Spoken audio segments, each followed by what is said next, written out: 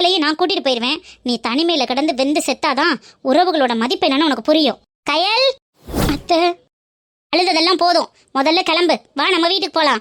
இல்ல அத்தை, வேண்டாம், நான் வரல. இதுக்கு மேல நீ இங்க இருந்தா உனக்கு பாதுகாப்பு இருக்காதுடா. நீ அத்தை மாமா கூட கிளம்பு. சரிங்கப்பா. இதயம் இதயம் எரிகின்றது. இவா, நான் ஒரு வார்த்தை கூட உன்கிட்ட கேட்காம இப்படி ஒரு முடிவு எடுத்துட்டேன். அம்மா மேல தப்புனா என்ன மன்னிச்சிடுடா. அம்மா, என்ன இப்படி கேக்குறீங்க? அதெல்லாம் ஒன்றும் இல்லை. அம்சா, இந்த விஷயத்துல ஜீவாவை விட, ஜீவா அப்பாவை விட நீ தான் ரொம்ப முக்கியம். உன்கிட்ட கேட்காம நான் இப்படி ஒரு முடிவு எடுத்ததுக்கு அத்தை மேல எதுவும் கோவம் இருக்குன்னா சொல்லிடுடா. ஐயோ அத்தை, என்ன இப்படி கேட்குறீங்க? எல்லாருக்கும் அப்போ ஓகே, நான் மட்டும் கையில் வர வேணான்னு சொல்லுவேனா? அப்படி இல்லைம்மா, இந்த வீட்டுக்கு வாழ வந்த மருமகனே, உன் மனசு கோன்றது மாதிரி எதுவும் நடந்துக்க கூடாதுல்ல, அதுக்காக தாம்மா கேட்குறேன். கையில் இங்கே இருக்கிறது பிடிக்கலனா அவளை நல்ல ஒரு பாதுகாப்பான ஹாஸ்டலில் கூட சேர்த்துக்கலாம். நம்ம அடிக்கடி போய் பார்த்துட்டு வந்துடலாம். எங்கள் அம்மா கிட்ட இருந்து தப்பிச்சு கூட்டிகிட்டு வரணுங்கிறது மட்டும்தான் என் நோக்கமாக இருந்ததே தவிர இங்கேயே வச்சுக்கணும்னு ஒன்றும் இல்லை.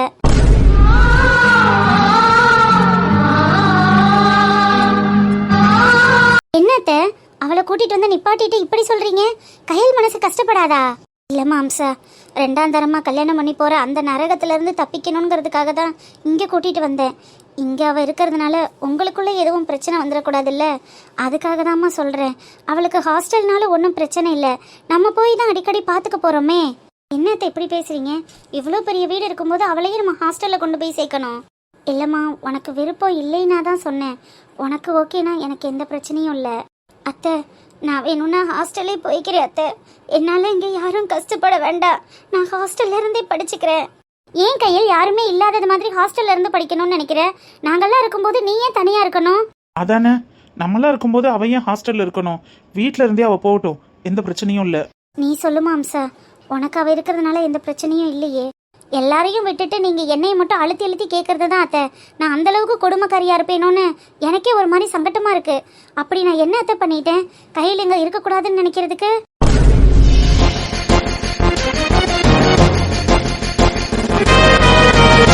சார், நீ தப்பா புரிஞ்சுக்கிட்டடா.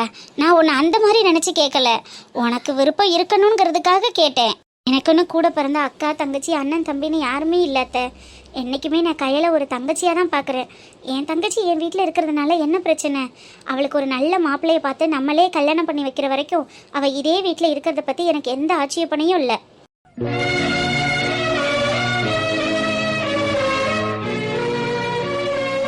ரொம்ப சந்தோஷம் சார். கையல், நீ மேலே உள்ள ரூமில் தங்கிக்கோ, பேக் எடுத்துட்டு வா. அக்கா, மேலே ஒரு ரூம் ஃப்ரீயாக தான் இருக்குது.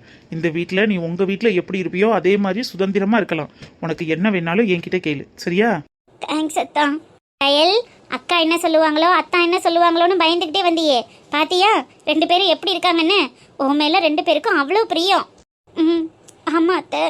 ஜீவா, சரி அவ பேகை வாங்கிட்டு மேலே வா, அவளோட ரூம் அரேஞ்ச் பண்ணி கொடுக்கலாம்.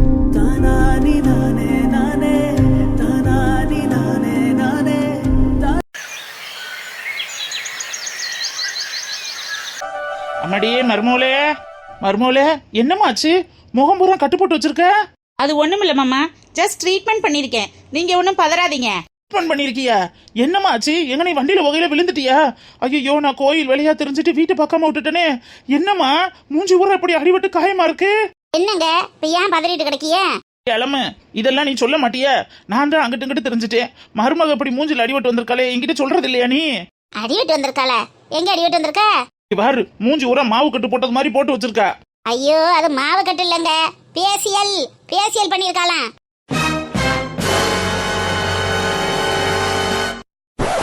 பேசியல அப்படின்னா? அப்படின்னா நல்லா இருக்கிற மூஞ்சியை கொண்டு நாசமாக்கிட்டு வர்றது, அதுக்கு பேர் தான் பேசியல். அதை பண்ணிட்டு உட்காந்துருக்கு தம்மாடி. என்னடி சொல்ற? ஆமாங்க, அன்னைக்கு போன மாசம் நல்ல கடையில வியாபாரம் ஓடிச்சு. அப்புறம் அங்கே இங்கே ஆர்டர் எடுத்தோம்னு 30,000 சம்பள காசு கொடுத்துருப்பா போல. அதுக்கு காசை வச்சுக்கிட்டு இருக்க முடியாமத்தேன் காலை கழுவி விட ஒரு நாளைக்கு ஒரு ஆள், கையை கழுவி விட ஒரு நாளைக்கு ஒரு ஆள். இன்னைக்கு மூஞ்சியை கழுவி விட்டுட்டு முகரையில பேண்டேஜ் போட்டுட்டு போக ஒரு தீமா வந்து போட்டுக்கிட்டு தெரியுறாளுங்க. அந்த காசு முடிகிற வரைக்கும் அப்படித்தேன் கண்டுக்கிறாதிய. அதுக்காக எப்படியா? அண்ணாரு மாமா, எக்ஸ்கியூஸ் மீ, எந்த பக்கம் நிக்கிறிய? முன்னாடி தாம்மா நிக்கிறேன். என்னம்மா இதெல்லாம் வேலை? எதுக்கு இப்படி பண்ற? மாமா இது ஃபேஸ் ட்ரீட்மெண்ட் மாமா. ஃபேஸை நல்லா அழகாக பொலிவாக வச்சுக்கிறதுக்காக பண்ணியிருக்கேன். உங்கள் மையம் என்னை பார்த்தோன்னா மயங்கி விழுகணும்ல, அதுக்காகத்தான். ஏம்மா நார்மலாக மூஞ்சியை பார்த்தாலே அவன் மயங்கி விழுந்துருவானே, இதில் எதுக்கு இப்படி கட்டை போட்டுக்கிட்டு உட்காந்துருக்கனு? இதை பார்த்தா இன்னும் உள்ள மயக்கம் வந்து எந்திரிக்க மாட்டேன். என்ன மாமா மருமகிட்டயே லந்தா? உனக்கெல்லாம் இப்படி ஆளு தாண்டி சரியா வரேன். ஆண்டி, என் புருஷன் கேட்ட கேள்விக்கு உன்னால பதில் சொல்ல முடியுதா? என் புருஷனாவது என் மூஞ்சியை பக்கத்தில் பார்த்தா மயங்கி விழுவார். உங்கள் புருஷன் உங்கள் மூஞ்சியை பார்த்துட்டு ஓடியில் போயிட்டாரு. அதுக்கு இது எம்புட்டோ தேவலை. திமுறை பத்தி இல்லாங்க இவளுக்கு, எம்புட்டு திமுறன்னு. சரி விடு அலமு, நீனு இந்த மாதிரி ஏதாவது போட்டிருந்துருக்கலாம்ல. நான் எதுக்கு போட? என் மூஞ்சி என்ன இதெல்லாம் போட்டா தானே அழகா இருக்கும், இல்லைன்னா இருக்காத. நீ எப்படி இருந்தாலும் அழகாத்தாண்டி இருப்ப. இருந்தாலும் மருமகளை மாதிரி இந்த மாதிரி பேண்டேஜ் போட்ட இன்னும் அழகு வரும், பொலி வரும்னு சொல்லுதுல்ல. உன் வயசுல 10 வயசை குறைச்சு கட்டலாம்ல. ஹலோ. அட அதெல்லாம் ஒண்ணு வேணாங்க. ஹல்லோ. என்ன மருமோளே? மூஞ்சியில மாஸ்க் மட்டும் தான் போட்டிருக்கேன், காதெல்லாம் ஓப்பன்ல தான் இருக்கு. கொஞ்சம் ஓரமா போய் ரொமான்ஸ் பண்ணுங்க. அவன் இருக்கிற கடுப்புகள்ல இதுக வேற. அவளை விட நான் அழகாயிருவேன்னு அவளுக்கு பொறாமங்க. ஆமா ஆமா அலமு, உங்களுக்கு விருப்பமா இருந்துச்சுன்னா சொல்லுங்க, வேணும்னா இதே மாதிரி நானும் மாஸ்க் போட்டுக்கிறேன். வேணாம் வேணாம் அலமு. ஏங்க? சும்மாவே என் பொண்டாட்டி அலமும் அழகா இருக்கா, இதுல மாஸ்க் எல்லாம் போட்டு பேரழகா ஆயிட்டான்னா இந்த ஊரு கண்ணு பூரா ஓமையில தானே இருக்கும். வயசு பயல்கள்ல இருந்து வயசானவங்க வரைக்கும் உன் பின்னாடி தான் சுத்துவாங்க. அப்புறம் எனக்கு மவுசு குறைஞ்சு போயிரும்ல. அதனால நீ இப்படியே இருந்துக்க. அவள் இல்லாமல் நான் இல்லை, நான் இல்லாமல் அவள் இல்லை. வயசான காலத்துல இதுகெல்லாம் நம்மள ஓவர்டேக் பண்ணி போய்கிட்டு இருக்குதுங்க. ஆனா இது பெத்தது என்ன மெட்டீரியல்னே தெரியலையே. செவத்துக்கு சுண்ணாம்படிக்க வந்தவன் மாதிரி அது வாட்டுக்கு வருது போகுது, எதுக்கு இருக்குன்னே தெரிய மாட்டேங்குது. என்னத்த சொல்ல. அலமு அத்தான், அலமு. அத்தான். மாமா, மன்னவர் மாமா. என்ன மருமோளே? போற ஓக்கில பொண்டாட்டிக்கிட்ட எப்படி நடந்துக்கிறதுன்னு உங்க மயனுக்கும் கொஞ்சம் கிளாஸ் எடுத்துட்டு போறது. இருக்கே, மாமனார்ட்ட என்ன பேசுறோம்னு தெரிஞ்சு பேசுறியா? ஆமா ஆமா, மருமக இருக்கையில எப்படி நடந்துக்கிறணும் தான் நீங்க நடந்துக்கிட்டீங்க. நான் கேட்டதுல மட்டும் குத்தமா போச்சு. அட போங்க அத்தா, அப்படி போய் ஓரமா ரொமான்ஸ் பண்ணுங்க. அவன் வெந்துகிட்டு இருக்கையில நீங்க வேற. அவ கிடக்கா, நான் உங்களுக்கு பால் பாயாசம் செஞ்சிருக்கேன், வாங்க அத்தான் சாப்பிடலாம். பால் பாயாசமா? ஆமா அத்தான், உங்களுக்கு பிடிக்கும் தான். பால்ல குங்குமப்பூவெல்லாம் கலந்து கலர்ஃபுல்லா காய்ச்சிருக்கேன், வந்து சூடு ஆறுறதுக்கு முன்னாடி சாப்பிடுங்க. அத்தைக்கிழவி, நேற்று 3 வேளையும் ஒரே சாப்பாடை போடுறோம்னு கேட்டதுக்கு சிலிண்டர் காலி ஆயிருச்சு, அடுப்புல எப்படி வைக்க முடியும்னு சொன்னேன். இன்னைக்கு பால் பாயாசத்துல குங்கும பூவெல்லாம் போட்டு கிண்டி இருக்க. அதுக்கு எனக்கு பாயாசம்லாம் கிடையாது, பாயசம் வேணா இருக்கு, ஒரு டம்ளர் தாரேன், குடிச்சிட்டு போய் பாடு. நீங்க வாங்க அத்தான்.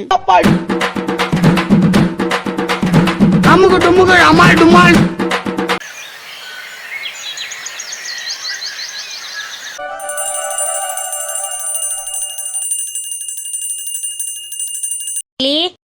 வாங்க மாமா, ஆரத்தி எடுத்துக்கிறங்க. இட்லி ஊத்தி வச்சிருக்கேன் மாமா, சட்னி எல்லாம் ரெடி ஆயிருச்சு. ஒரு 2 நிமிஷம் இருங்க, சாப்பிடலாம். இட்லி 2 நாளா பாப்பாக்கும் உடம்பு சரியில்லைன்னு சொல்லிக்கிட்டு இருக்கா. நான் ஒரு எட்டு போய் பார்த்துட்டு என்னன்னு புள்ளைய கூட்டிட்டு வந்துடுறேன். திருவிழா வேற வருது, இப்போ அவளுக்கு லீவு தானே.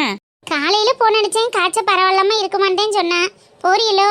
பிள்ளைக்கு முடியலைன்னு கேள்விப்பட்டுட்டு என்னன்னு வீட்டில் இருக்கிறது. அப்படியெல்லாம் ஒன்றும் முடியாததோட படிச்சு இது பண்ண வேணாம். நான் போய் பிள்ளைய கூட்டிட்டு வந்துடுறேன், லீவு தானே.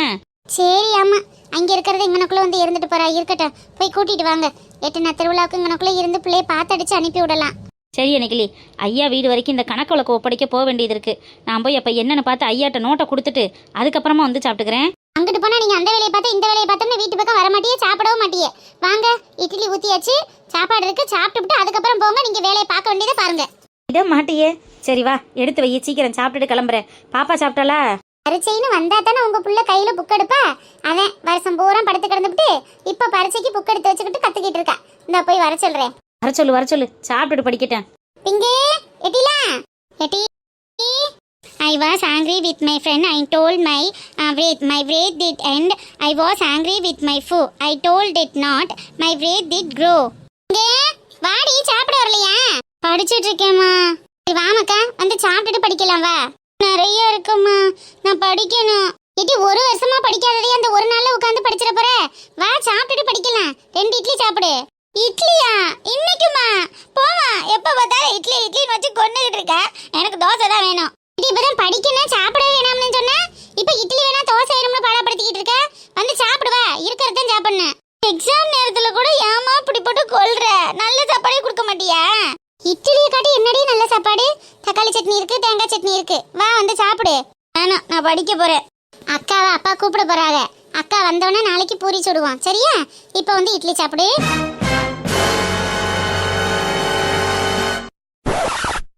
அவளுக்கு அதுக்குள்ள எக்ஸாம் முடிஞ்சிருச்சாமா? எக்ஸாம்லாம் இல்லடி, அவளுக்கு ஏதோ உடம்பு சரியில்லையா, நேத்து பூரா முடியாம கிடந்திருக்கல்ல, அதான் திருவிழா வருதுன்னு அப்பா போய் கூட்டிட்டு வரோம்னு சொன்னாங்க. அக்கா வந்தோடனே பூரி ஏதாவது போட்டு தரேன், சரியா? அவ வந்தோடனே மட்டும் பூரி, பொங்கல், இடியாப்பம்னு விதவிதமா வரும். நான் இருந்தா மட்டும் எப்ப பார்த்தாலும் இந்த மாவை வச்சு இட்லி, தோசை, இதுதான் உங்களுக்கு தெரியும். அவ மட்டும்தானே உங்களுக்கு பிடிக்கும். அத்தா, இன்னும் அவ வீடு வந்தே சேரல, அதுக்குள்ள ஆரம்பிச்சிடாத தாயே. அவ முடியாமத்தான் வர்ற. முடியாதவளுக்கு நானே அவளுக்கு என்ன செய்த ஏது செய்தோன்னு தெரியலையேன்னு பக்குன்னு இருக்கேன். வா வந்து திங்கிறதா தின்னு, திங்காட்டி பேசாம உட்காந்து படி. இது அவ சாப்பிடலன்னா மட்டும் அப்படியே கொஞ்சிட்டு ஊட்டுவீங்கல்ல, எனக்கு போய் எடுத்துட்டு வந்து ஊட்டி விடுங்க, அப்பதான் சாப்பிடுவேன். அப்பா உன் கூட உட்கார்ந்து சாப்பிடறோம்னு உட்கார்ந்துருக்காங்க, வா வந்து சாப்பிடு. எனக்கு வேணாம், ஊட்டி விட்டாதான் சாப்பிடுவேன். அம்மா 30 நாள் பிள்ளை ஊட்டி விட்டுக்கிட்டு இருப்பாங்க. வாடி எந்திரிச்சு, எனக்கு வேலை கிடக்கு, நான் கடைக்கு கிளம்புனேன். எனக்கு வேணாம். அத்தா, அவ வாரம்னு சொன்னாலே உனக்கு எங்க இருந்து வரும்னு தெரியாதுந்த வரத்து. இரு எடுத்துட்டு வரேன். நான் படிக்கிறேன்னு என்னை ஒரு வழி ஆக்கிருவியடி. ஸ்டேட்டஸ்லாம் நல்லா தான் போட்டுட்டு இருக்கா, ஆனா சும்மா உடம்பு சரியில்லைன்னு விட்ட போட்டு வீட்டுக்கு வருவா. இவங்களும் அதை நம்பிட்டு போய் கூப்பிடுவாங்க. அவ திருவிழாக்காண்டி ஏதோ சீன் போட்டுட்டு இருக்கா. அப்பா காப்பு கட்டிருக்காங்களேன்னு பாக்குறேன், இல்லைன்னா வெள்ளக்க மத்தக்கட்ட பிஞ்சு போகும் மிஞ்சு. பிங்கு, அப்பா வாமா சாப்பிட வா, ஓடியா. இதோ வரேன்ப்பா. ஓடியாமா, சீக்கிரம் ஓடியாங்க, சேர்ந்து சாப்பிடுவோம். வரேன்ப்பா. பட் நேரம் படிக்க போறேன், வேணாம் ஊட்டி விட்டா திம்பம்னா 16 பேசிக்கிட்டு இருந்துச்சு. இப்போ உங்க ஒத்த சொல்லுக்கு ஓடியாடுறத பத்தியில, அப்ப என் பேச்சுக்கு இந்த வீட்டுல மதிப்பே இல்லைல்ல. உள்ளேயிலேயே அன்பா நடத்தணும்ல அன்னைக்கு. அப்புறம் நீ அங்கே போய் நின்று கத்தியிருப்ப, அதனால அப்படி பேசியிருக்கேன். இல்லைனாலும் உங்க பிள்ளைகளுக்கு உங்களுக்கு சாவாப்ப சொல்ல தெரியாது. வருங்க, சாப்பிடுங்க. வாத்தா வந்து சாப்பிடுங்க, ஓடியாங்க. சரிப்பா. இதை நீங்க சாப்பிடுங்க, அப்பா வேற எதை எடுத்துக்கிறேன். மாமா, இதை நீங்க வாங்கிக்கிறங்க. கூட நிக்கலி. என்னம்மா, இந்த வருஷம் எலெக்ஷன்னால பரீட்சை சீக்கிரம் வந்துருச்சோ? ஆமாப்பா. நல்லா படிச்சிருக்கீல, இப்ப எதுவும் புதுசா படிக்க வேண்டியது இல்லையில? இல்லப்பா, எல்லாமே படிச்சுட்டேன், இப்ப ரிவிஷன் மட்டும் தான் பண்றேன். சரிடா, நல்லா படிச்சாதான் அக்கா மாதிரி டாக்டர் ஆக முடியும். என்ன அப்பா, நான் தான் அவளை மாதிரி ஆக மாட்டேன், கலெக்டர் ஆவேன்னு சொன்னேன்ல. ஆமா, சில்லா கலெக்டர் ஆகிறவள்ல என் மக சின்னவ, நீங்க போய் டாக்டர்னு சொல்றீங்களே என்ன?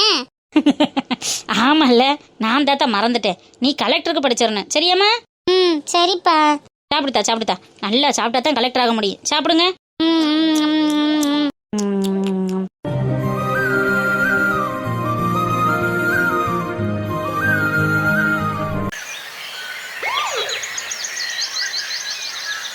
இவ்வளவு ஒரு திமுறும் தெனாவட்டும் இருந்தா இந்த டைம்ல இப்படி படுத்து சொகுசா தூங்கிட்டு இருப்ப. ஏய் பொண்ணு, ஏய் சௌமியா, ஏய். சோ, இந்த கொசு கடி வேற. என்ன கொசு கடிக்குதா?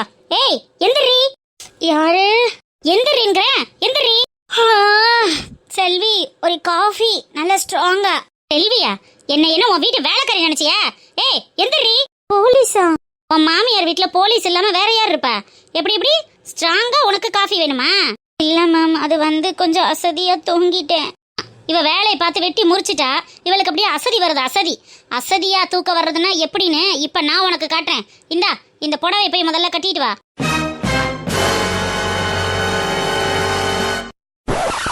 என்ன மேம், ஏதோ அக்யூஸ்டுக்கு கொடுத்தது மாதிரி ஒயிட் சாரி கொடுக்குறீங்க? நீ அக்யூஸ்ட் தானடி, போய் கட்டிட்டு வா போ. மேம், நான் யாருன்னு தெரியாம நீங்க என்ன இந்த அளவுக்கு டீஸ் பண்ணிட்டு இருக்கீங்க.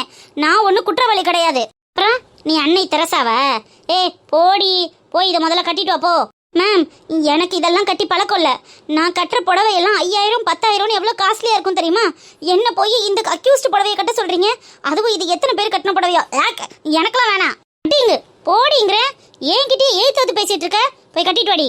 மேம் ப்ளீஸ் மேம், இந்த மாதிரி புடவை எல்லாம் கட்டி பழக்கம் இல்ல மேம், என்ன விட்டுருங்க மேம், ப்ளீஸ் மேம். உன்னை கட்டுன்னு சொன்னேன். மேம் ப்ளீஸ் மேம், எனக்கு இந்த மாதிரி ட்ரெஸ் எல்லாம் போட்டு பழக்கம் இல்லை மேம். வேணும்னா 10,000 ரூபாய்க்கு பட்டு சரி இல்லைனாலும் ஒரு சாதாரண ஒரு 2000 3000 ரூபாய்க்கு அது ஒரு புடவை எடுத்து கொடுங்க மேம். இந்த புடவைலாம் எனக்கு வேண்டாம் மேம். ஓ, 2000 3000 உனக்கு சாதாரணமாக தெரியுதா? அது சரி, நான் வாங்குற சம்பளத்துக்கு நானே 500 1000க்கு தான் புடவை வாங்கி கட்டுவேன். உனக்கு 2000க்கும் 3000க்கும் சாதாரணமாக புடவை வேணும். போடி, போய் கட்டிட்டு வா போ. மேம், போறியா லத்தி எடுத்து சாத்தவா? கட்டிடுறேன் மேம். கட்டுப்போ. ஆளை பாரு, பெரிய லம்பாடியா இருப்பாளோ. இவளை கவனிக்க வேண்டிய விதத்துல தான் கவனிக்கணும். நம்ம கிட்டேயே என்ன போடுறா? பாவம் அந்த வயசானதுங்க இவகிட்ட மாட்டிக்கிட்டு எத்தனை வருஷமா கஷ்டப்பட்டுச்சுகளோ. இல்லைன்னா பெத்த பிள்ளையே கம்ப்ளைண்ட் பண்ணி இப்படி உள்ள தூக்கி போடுவானா? அப்ப இவ எவ்வளோ பெரிய அரக்கியா இருந்திருப்பா. இருடி இரு, உள்ள இருக்கிறது எத்தனை நாளா இருந்தாலும் சரி, அத்தனை நாளுக்குள்ளேயும் உன் கொழுப்பெல்லாம் கரைச்சு அனுப்புற இரு.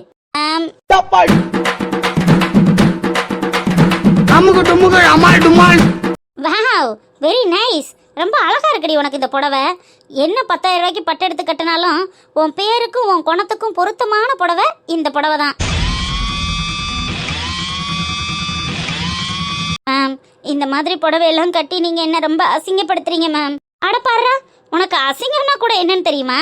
போடி போ, போய் புல்வெளி எல்லாம் வெட்டி சுத்தம் பண்ணி எல்லாத்தையும் நீட் பண்ணு போ. மேம், என்ன நினைச்சிட்டு இருக்கீங்க? என்ன போய் சுத்தம் பண்ண சொல்றீங்க? போடி, உன் புருஷனே இங்கே அதை தான் பண்ணிக்கிட்டு இருக்கேன். போய் சுத்தம் பண்ணு போ.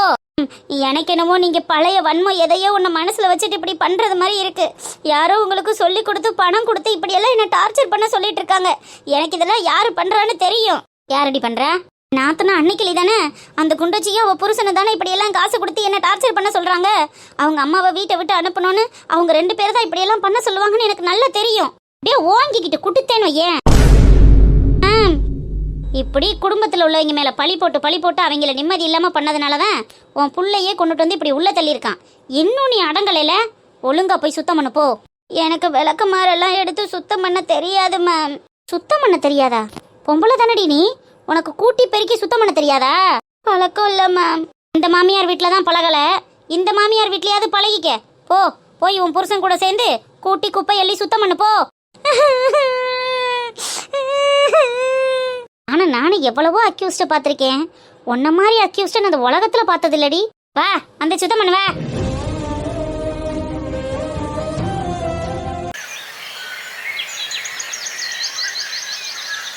மாதவா, வாங்க வாங்கக்கா. என்ன மாதவா, என்னாச்சு? ஏன் ஒரு மாதிரி இருக்க? ஏங்கா, உங்களுக்கு எதுவுமே தெரியாதா என்ன? கோயில்ல நடந்ததெல்லாம் நின்று பார்த்துக்கிட்டு தானே இருந்தீங்க. எல்லாத்தையும் பார்க்க தான் செஞ்சேன். அதுக்கு ஏன் நீ இப்படி மூஞ்சி தூக்கி வச்சிருக்க? என்னக்கா இப்படி கேக்குறீங்க? எனக்கு எவ்வளவு அசிங்கமா போச்சு தெரியுமா? எங்க அப்பா இப்படி பண்ணுவான்னு நான் நினைச்சு கூட பார்க்கல. ஆனா எனக்கு தெரியுமே, நான் இதெல்லாம் எதிர்பார்த்ததுதான். என்னக்கா சொல்றீங்க? எதிர்பார்த்தீங்களா? அப்புறம் இவன் பண்ணின காரியத்துக்கு தங்கத்தட்டுல என்ன ஆரத்தி எடுப்பாங்க? இல்ல இல்லடி குஞ்சாயி, மாலவண்ண இந்த மாதிரி கேக்குறது விளையாட்டாவும் வேடிக்கையாவும் இருக்குல்ல, அதான் சொல்லிக்கிட்டு இருந்தேன். Okay okay. என்ன லைலா, என்ன விளையாட்டா இருக்கு? உங்க அம்மா நீ தப்பிதான் என்னை திட்டுறாங்க, இன்னைக்கு நீனுமா? தாய் கல்வி ஆல்ரெடி ஆரம்பிச்சிருச்சேன். என்னண்ணே, எங்க அம்மா என்ன சொல்லிச்சு உங்கள? ஆம்பளைனா 1க்கு 4 கல்யாணம் பண்றது மட்டும் ஆம்பளை இல்ல, ஊர்ல யாருன்னு காட்டணுங்கிறது தான் ஆம்பளைன்னு என்னென்னமோ பேசுது. அது பேசுறதுக்கெல்லாம் அங்கனே எனக்கு அப்படிதான் வந்துச்சு கோவம். வாயை முடிக்கிட்டு சரிதான்னு வந்துட்டேன். வரும் உள்ளத சொன்னா எல்லாத்துக்கும் பொத்துக்கிட்டு தான் வரும். ஏன் பெத்த புள்ள காப்பு கட்டி கரகம் எடுக்கிறத நினைச்சு சந்தோஷப்படாம ஊராம் புள்ள நீங்க மூக்கோட வட்டு வந்துட்டீங்களே, இப்படி அசிங்கப்பட்டு நிக்கிறீங்களேன்னு உங்களுக்காக கவலைப்பட்டு திட்டிருக்கோம். அதுக்காக நீங்க இப்படி பேசுறீங்களே, உங்க அம்மா அப்பா மாதிரி எல்லாம் எங்க அம்மா அப்பா இல்ல. அம்மா மஜவா, ஆன்ட்டி ரொம்ப நல்ல டைப். அவங்க உன்னை நினைச்சு கண்டிப்பா ஃபீல் தான் பண்ணிருப்பாங்க.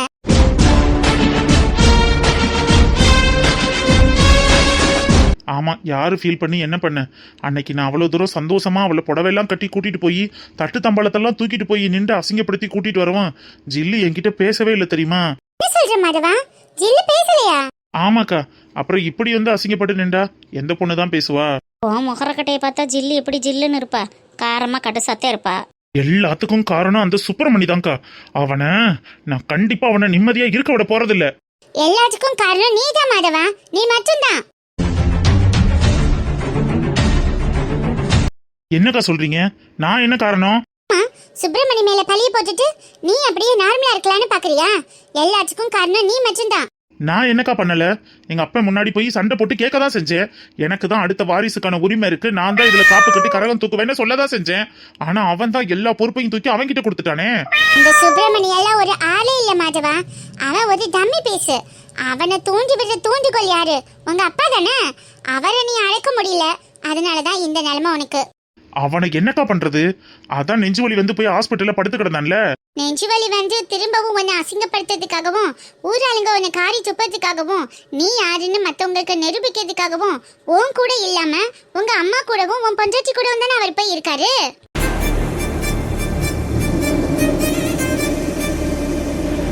அவன் அப்பவே போய் சேர்ந்திருப்பான்னு நினைச்சேன். திரும்ப இப்படி மீண்டு வருவான்னு நான் நினைக்கவே இல்லக்கா. உயிர் தப்பி வந்ததெல்லாம் இருக்கட்டும், அவங்கள திரும்பவும் எந்திரிக்க விடாம பண்றதுக்கு நீ என்ன பண்ண? அதான் என் பொண்டாட்டிக்காரிக்கு ஆல்ரெடி டைவர்ஸ் அனுப்பியிருக்கேனே, இதுக்கு மேல வேற என்னக்கா வேணும்? டைவர்ஸ் மட்டும் அனுப்பி விட்டுட்டு நீ பாட்டுக்கு இங்கிட்டு சுத்திட்டு இருந்தா எப்படி டைவர்ஸ் கிடைக்கும்? அவ அதை பத்தி கொஞ்சம் கூட கேர் பண்ணல. நீ கட்டின தாலி அவ எப்பவோ கழட்டி வீசிட்டு ஊருக்குள்ள எவ்வளவு கெத்தா சுத்திட்டு இருக்கா தெரியுமா?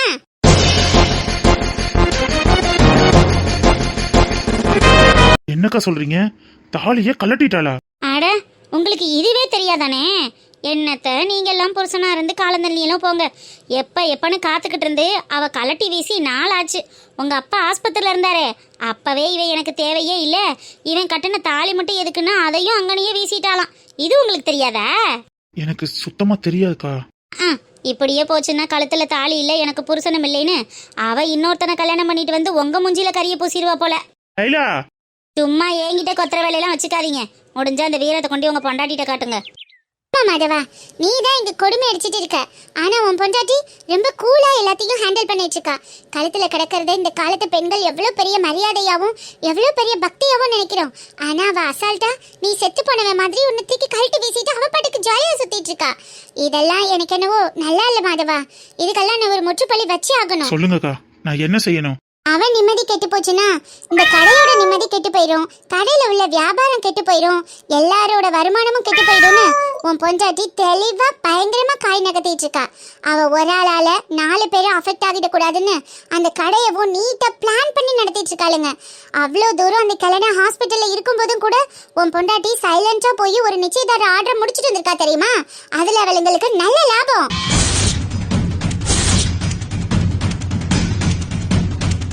என்னக்கா சொல்றீங்க? எங்க அப்பனை ஆஸ்பத்திரியில வச்சுட்டு அவ நிச்சயதார்த்த ஆர்டருக்கு போனாளா? அட ஆமாண்ணே, அவ விஷயத்திலையும் அவ காரியத்திலையும் அவ தெளிவா தான் இருக்கா. நீங்க தான் எதுலையுமே தெளிவு இல்லாம இருக்கீங்க. எனக்கு இதெல்லாம் எதுவுமே தெரியாதுக்கா.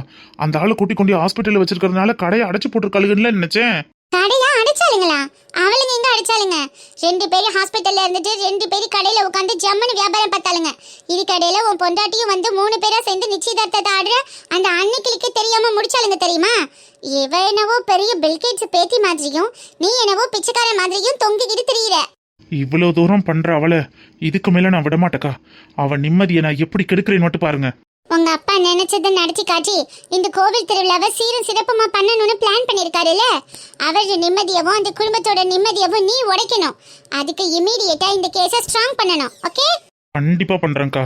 இந்த திருவிழாவை கோலாகலமா நடத்தணும்னு அந்த கிழனை ஆசைப்பட்டுட்டு இருக்கான்ல, குதூகலமா நடத்துறதுக்கும் குழு குழுன்னு நடத்துறதுக்கும் நான் வழி பண்றேன்.